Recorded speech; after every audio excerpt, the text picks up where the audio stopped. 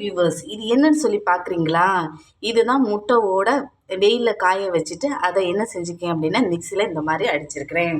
இதை எப்படி சலிக்கிறோம் அப்படிங்கிறத நம்ம பார்க்க போகிறோம். இந்த மாதிரி சின்ன சல்லடை என்ன செஞ்சுக்கிடுங்க, போட்டுடுங்க. போட்டுக்கிட்டு நாம் என்ன செஞ்சுக்கலாம் அப்படின்னா நம்ம இந்த பவுடரை தட்டிக்கலாம்.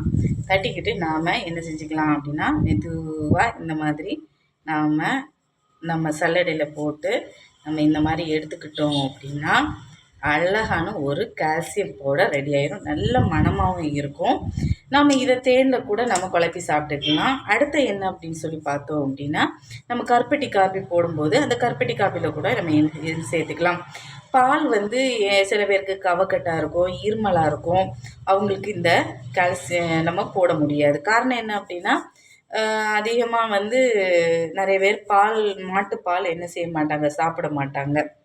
அதனால் இந்த மாதிரி கூட நாம் என்ன செஞ்சுக்கலாம், எடுத்துக்கலாம் இந்த கால்சியம் பவுடரை. இதை நம்ம தேனில் குழப்பி சாப்பிட்டோம், கொஞ்சம் ஊற வச்சுட்டு நம்ம சாப்பிட்டோம் அப்படின்னா நல்லா என்ன செஞ்சிடும் அப்படின்னா நல்ல ஒரு மாதிரி நெய் மாதிரி என்ன செஞ்சுக்கோம் வந்துக்கும்.